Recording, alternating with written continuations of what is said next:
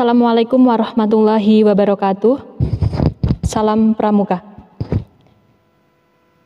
Nah, pada kesempatan hari ini kita akan sama-sama belajar mengenai sejarah Pramuka dan tanda pengenalnya. Tapi sebelumnya adik-adik perlu ketahui di sini saya adalah Kak Huma. Nah, kalian nanti kalau misalnya ketemu Kak Huma ketika di luar atau misalnya ketika berpapasan boleh deh manggil Kak Huma gitu ya. Nah, untuk menyingkat acara atau menyingkat kegiatan kita, langsung saja kita akan sama-sama belajar mengenai apa sih itu sejarah Pramuka, baik di dunia maupun sampai ke Indonesia. Nah, selanjutnya kita nanti akan sama-sama belajar mengenai tanda pengenal Pramuka. Apa sih tanda pengenal Pramuka itu? Tentunya sangat melekat dari diri kita. Nanti kalian pasti akan tahu, oh ternyata ini toh tanda-tanda pengenalnya. Ini tuh adalah identitas kita sebagai Pramuka di MAN 2 Magelang. Nah, untuk pertama kalinya kita akan sama-sama belajar mengenai sejarah kepramukaan di dunia. Apakah adik-adik sudah tahu atau mungkin tidak asing dengan nama Robert Baden-Powell? Nah, untuk Robert Baden-Powell sendiri ini, dia lahir pada tanggal 22 Februari tahun 1857. Nah, Robert Baden-Powell ini dia diberikan julukan dengan Bapak Pandu Dunia. Ya, jadi kalau misalnya kalian ditanya, siapa sih Bapak Pandu Dunia? Ya tentulah jawabannya adalah Robert Baden-Powell. Ya, gitu ya adik-adik. Nah, untuk sejarahnya itu, yang pertama kali Robert Baden-Powell pada tahun 1908, Baden-Powell ini menulis sebuah buku yang bernama Scouting for Boys. Apa sih Scouting for Boys? Baru dengar? Ya. Nah, untuk Scouting for Boys ini merupakan pramuka untuk laki-laki. Nah, buku ini sangat viral pada masanya. Pada waktu tahun 1908 ya tentunya adik-adik. Nah, buku Scouting for Boys ini menyebar hingga ke Inggris negaranya sendiri, sampai ke Italia, ke Belanda, hingga ke Prancis. Nah, tidak hanya sampai itu aja. Karena bukunya ini dia sangat viral ya pada masa itu, sehingga mempengaruhi hingga ke Indonesia. Nah, untuk yang ke Indonesia sendiri nanti kita akan pelajari. Tapi sekarang kita akan belajar lagi di sejarah kepramukaan di dunia. Nah, selanjutnya tidak hanya buku Scouting for Boys saja yang ditulis oleh Baden-Powell, tapi pada tahun 1918 Baden-Powell mendirikan kepanduan untuk golongan khusus penegak dengan judul Referring to Success. Nah, istilah apa lagi itu Kak? Referring to Success itu? Nah, untuk Referring to Success ini berarti mengembara menuju keberhasilan. Ya, makanya ini adalah sebuah buku-buku atau sebuah prestasi dari Baden-Powell. Makanya tidak heran lagi Robert Baden-Powell disebut dengan Bapak Pandu Dunia gitu. Untuk adik-adik lagi, perlu kalian ketahui juga pada tahun 1920 itu ada jambore. Untuk jambore pertama di dunia, untuk pertama kalinya itu dilaksanakan di Olympia Hall. Tepatnya di mana adik-adik sudah tahu? Olympia Hall. Ya, Olympia Hall itu ada di London. Nah, begitulah sejarah singkat dari kepramukaan di dunia. Oke adik-adik semuanya, sekarang kita akan sama-sama belajar mengenai sejarah kepramukaan di Indonesia. Nah, untuk sejarah kepramukaan di Indonesia sendiri ini, mereka masuk ini ketika Hindia Belanda menjajah Indonesia. Nah, untuk menjajah Indonesia itu sendiri, Hindia Belanda memberikan nama atau mendirikan sebuah organisasi yang disebut dengan NIPV. Nah, apa sih sebenarnya NIPV itu? Adakah yang sudah tahu istilah itu? Atau mungkin baru mendengarnya kali ini? Nah, ini NIPV adalah sebuah persatuan pandu-pandu Hindia Belanda. Untuk kepanjangannya sendiri disebut dengan Nederland Indisch Padvindervereniging. Nah, gitu ya. Jadinya untuk dalam bahasa Indonesianya berarti Persatuan Pandu-Pandu Hindia Belanda. Nah, karena NIPV ini milik dari Hindia Belanda, makanya bangsa Indonesia itu tidak diperbolehkan menggunakan istilah NIPV itu. Makanya pada waktu itu pemuda membuat sebuah organisasi yang bernama JPO. Nah, apa sih JPO? Pasti kalian adik-adik juga masih bertanya-tanya, apa sih JPO itu Kak? Ya. Nah, untuk JPO ini sendiri berarti Javanese Pathfinders Organization. Nah, ini merupakan sebuah kepanduan yang bercirikan nasionalisme. Ini didirikan pada tahun 1928. Bukan 1928, tapi 1918. Nah, istilah pandu atau kepanduan itu sendiri berkembang dalam Indonesia itu pada tahun 1928 oleh Kiai Haji Agus Salim, tepatnya di Banjarnegara, Jawa Tengah.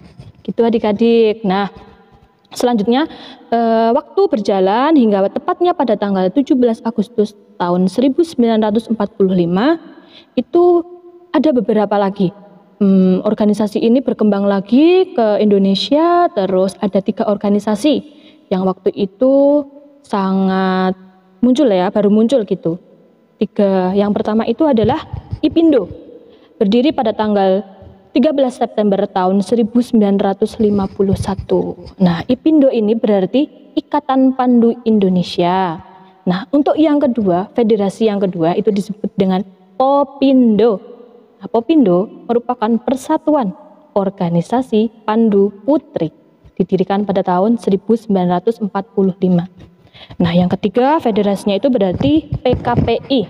PKPI ini sendiri berarti Perserikatan Kepanduan Putri Indonesia. Nah, tadi ada IPINDO, POPINDO, dan PKPI. Ini 3 federasi. Akan tetapi 3 federasi ini melebur menjadi satu yang disebut dengan Perkindo. Yang Perkindo ini sendiri berarti Persatuan Kepanduan Indonesia. Nah, untuk singkatnya lagi, selanjutnya waktu berjalan sehingga pada tahun 1961 muncullah sebuah Kepres nomor 238 pada tahun 1961 dengan nama yang kita tahu, Gerakan Pramuka. Nah, Gerakan Pramuka itu melalui Kepres ini menjadi salah satu atau bahkan menjadi satu-satunya ya adik-adik ya.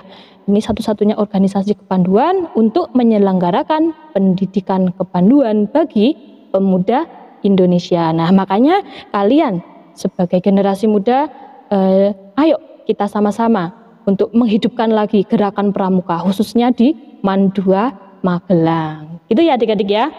Nah, untuk selanjutnya, karena tadi kita sudah belajar mengenai sejarah kepramukaan di dunia dan juga sejarah kepramukaan di Indonesia, makanya sekarang kalian perlu ketahui siapa sih Bapak Pramuka di Indonesia.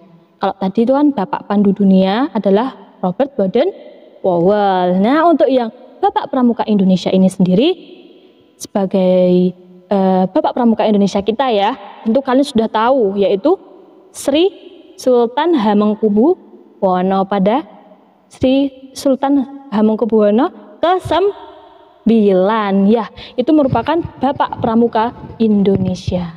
Nah, begitulah singkat ceritanya mengapa sejarah kepramukaan itu bisa sampai masuk ke Indonesia. Untuk selanjutnya, karena adik-adik mungkin sekarang masih menyimak, semoga masih menyimak dan harus menyimak. Karena ini kan memang sedang penerimaan tamu ambalan ya, ini adalah wajib yang perlu kalian ikuti. Nah, sekarang kita akan sama-sama belajar lagi mengenai tanda pengenal gerakan pramuka. Ya, tanda pengenal gerakan pramuka. Apa sih itu Kak? Gerakan pengenal tanda pramuka itu, gitu ya. Nah, pasti kalian sudah tahu orang itu adalah suatu yang melekat di diri kalian. Iya, tentu nanti pasti, oh ternyata ini Kak yang namanya tanda gerakan atau tanda pengenal gerakan pramuka. Untuk pengertiannya sendiri, tanda pengenal gerakan pramuka adalah tanda-tanda yang dikenakan pada pakaian seragam pramuka. Nah, besok ketika kalian sudah mengikuti PTA ini, makanya kalian nanti akan mendapatkan suatu identitas atau tanda pengenal. Identitas ini digunakan untuk identitas diri kalian, satuan kalian, daerah asal kalian, wilayah tugas, kemampuan, kecakapan kalian dalam kiprahnya dalam pramuka, bahkan penghargaan yang kalian miliki gitu ya. Terus penting nggak sih Kak sebenarnya tanda pengenal gerakan pramuka ini? Tentu penting karena ada beberapa tujuan mengapa tanda pengenal gerakan pramuka itu perlu. Yang pertama tentu ya namanya tanda pengenal adalah sebuah identitas. Betul. Ada identitas itu karena sebagai alat pendidikan. Alat pendidikan di sini untuk mendorong kalian, untuk memberikan gairah dan semangat kalian para pramuka untuk berusaha selalu meningkatkan kemampuan, karya pribadi dan menjaga kehormatan. Jadi meskipun kalian bilang memiliki alat pendidikan, nah itu berarti kalian harus menjaganya. Iya, besok kalian berarti ikut di kepramukaan MAN 2 Magelang. Untuk tujuannya yang kedua sendiri sebagai tentu tadi identitas. Identitas itu apa? Tentu untuk sebagai alat pengenal. Ya adik-adik benar. Alat pengenal seorang pramuka. Dia itu ada di satuan mana, tingkat kecakapannya apa, jabatan dia itu apa, dan tempat atau wilayah tugasnya gitu. Nah, untuk yang ketiga sebagai tanda pengakuan atau pengasahan dalam suatu keanggotaan. Untuk yang keempat sendiri sebagai tanda penghargaan kepada seseorang atas prestasi. Nah, makanya kalau kalian di pramuka itu kiprahnya atau prestasinya bagus, otomatis tanda penghargaan yang kalian dapatkan itu juga akan semakin tinggi. Iya, tujuannya itu untuk memberikan kalian dorongan untuk membuat dan kalian itu karena kalian merasa memiliki ya, sama-sama memiliki, oh ternyata identitas aku tuh sama-sama di MAN gitu ya. Jadi kita sama-sama menjaga dan memelihara nama baik pribadi maupun organisasi kita di MAN 2 Magelang gitu. Itu ya. Jadi tadi kita sudah belajar mengenai pengertian dan juga tujuan, ada beberapa. Nah, untuk tanda pengenalnya sendiri, tentu nanti kalian mendapatkan badge kepramukaan. Apa saja sih itu badge kepramukaan dan harus dipasang di bagian mana saja? Tanda pengenal pramuka itu pada seragam pramuka kalian. Tapi ya, tentu kalian harus ketahui dulu, untuk seragam pramuka putri dan putra itu sedikit berbeda untuk tempat peletakan badge-nya. Nanti akan kita pelajari lebih lanjut lagi. Tapi sebelumnya kalian juga harus tahu kalau misalnya tanda badge ini dipakai atau memiliki makna-makna tersendiri. Nah, adik-adik, sekarang kita lanjutkan ya materi kita mengenai tanda pengenal gerakan pramuka. Nah, kakak di sini sudah membawakan tanda-tanda pengenal. Nah, nanti kita akan tahu ini harus dipasang di bagian mana, seperti itu ya. Nah, untuk yang pertama kalinya kita akan sama-sama mengetahui ini loh yang disebut dengan lencana. Ini adalah lencana wilayah daerah kita, yaitu di Jawa Tengah. Ini adalah lencana tingkat daerah ya, wilayah daerah. Nah, ini dipasang pada bagian kanan sini, tengah kanan ini ya. Jadi nanti ketika kalian mendapatkan badge ini dipasang di sebelah tangan kanan. Nah, itu nih. Untuk selanjutnya kita akan tahu ini merupakan pita lokasi dan juga pita gudeg kita. Adakah adik-adik yang sudah tahu gudeg kita itu ada di ada nomor berapa aja sih gitu katanya ya, pasti kalian wah kok ada nomornya sih Kak gitu. Nah, untuk gudeg pita gudeg ini nih bisa kalian lihat ada pembedanya. Tentu ada bedanya. Apa sih Kak perbedaannya? Nah, ini sini Kakak kasih tahu ya, Dik. Nah, untuk pembedanya itu sama. Cuman pembedanya ada di nomornya. Ya, untuk yang laki-laki khususnya gudeg ini menggunakan angka ganjil. Jadi dimanapun pasti sama, tidak hanya di Madrasah Aliyah Negeri 2 Magelang ini, dimanapun sama. Untuk gudeg laki-laki itu menggunakan nomor ganjil. Nah kebetulan di MAN 2 Magelang kita ada nomor 067, itu digunakan untuk laki-laki. Kebalikannya untuk gudeg perempuan, ini ya, perhatikan ini 3 angka belakang. Nah 3 angka belakang ini menunjukkan kalian perempuan atau lelaki gitu ya adik-adik ya. Nah ini untuk yang perempuan itu menggunakan 068, menggunakan nomor gudeg genap ya. Jadi tadi perbedaannya ada di nomornya. Nah untuk yang di bawahnya ini merupakan pita dari wilayah atau pita lokasi kita. Di mana sih kita? Tentu dong di mana adik-adik? Kabupaten Magelang gitu ya.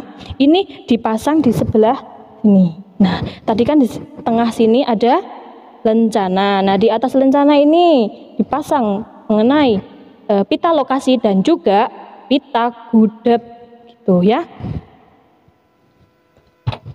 Berlanjut, tidak sampai itu saja. Nah, ini adalah pasti kalian ketahui.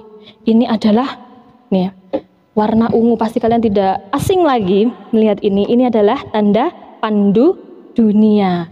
Nah, ini dipasang di mana sih Kak? Di mana sih Kak dipasang pandu dunia itu? Dipasang pada kerah kanan jika itu dipakai oleh perempuan. Ya, kalau lelaki sama-sama juga dipakai di bagian kanan. Cuman letaknya yang agak berbeda itu, kalau yang laki di atas kantong ya, di atas kantong saku sebelah kanan gitu. Perbedaannya ada lagi sih. Ini kalau yang laki-laki berbentuk kotak, kalau yang perempuan pandu dunianya itu sebelah kanan bulat. Tapi ini kakak bawa contoh yang pandu yang kotak ya. Tapi nanti pasti ada pembedanya. Jangan sampai keliru, oke? Ini ada tanda pandu dunia. Nah, sekarang setelah kita belajar tadi, ini ada mengenai tanda pelantikan. Nah, tanda pelantikan ini juga berbeda antara laki dan perempuan. Bedanya apa sih Kak? Adik-adik tahu? Ya, kalau yang laki-laki itu berbentuk seperti ini. Kalau yang perempuan bulat itu. Nah, ini untuk yang laki-laki ini dipasang pada kantong bagian sebelah kiri. Sebelah kiri sini. Berarti kalau laki sini ya. Tapi kalau perempuan itu juga sama di sebelah kiri. Tapi bentuknya itu bulat, terletak pada kerah sebelah kiri. Nih, tanda pelantikan kalian berarti sebagai penegak sekarang ya. Oke. Nah, perlu kalian ketahui lagi. Nih, ada bed ambalan kita. Bednya pramuka yang ada di MAN 2 Magelang. Itu ada Kiai Ageng Mangir. Ini untuk lelaki ya. Nah, dan ini untuk perempuan Nyai Ageng Serang. Nah, ini ada pembedanya. Untuk laki-laki tentu menggunakan Kiai Ageng Mangir. Untuk yang perempuan itu menggunakan Nyai Ageng Serang gitu. Ini dipasang sebelah kiri di sini. Ya, gitu ya. Jadi nanti jangan keliru, nanti kalian salah memasangnya di sini sebagai bed lencana atau sini tertukar begitu. Jangan ya, ini dipasang sebelah lengan sebelah kiri. Oke, terus selanjutnya tidak sampai situ saja. Ketika kalian mengikuti pramuka yang ada di Mandama, tentu ketika kalian mengikuti semua atau seluruh rangkaian dari kepramukaan, nanti kalian akan mendapatkan suatu tanda kecakapan umum untuk penegak yang nanti akan dipasang pada bahu sebelah kanan dan bahu sebelah kiri. Ini kebetulan kakak tidak membawa contohnya, tapi makanya kalau kalian penasaran apa sih bentuknya, kayak apa sih tanda kecakapan umum Bantara dan juga Laksana, makanya kalian harus gabung pada pramuka MAN 2 Magelang. Nah, ini pangkalannya adalah di MAN 2 Magelang itu ya. Begitu.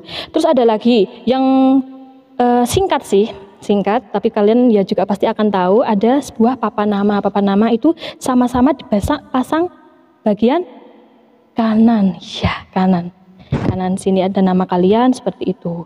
Nah, itulah sedikit mengenai pembelajaran atau tentang tanda pengenal, tentang sejarah, tentang sejarah Indonesia sampai sejarah kepramukaan sampai di dunia. Begitulah dari kakak yang dapat kakak sampaikan, kurang lebihnya kakak mohon maaf. Tetap semangat untuk mengikuti kegiatan PTA ini, semoga ilmu yang didapatkan manfaat, dan Assalamualaikum warahmatullahi wabarakatuh. Salam Pramuka.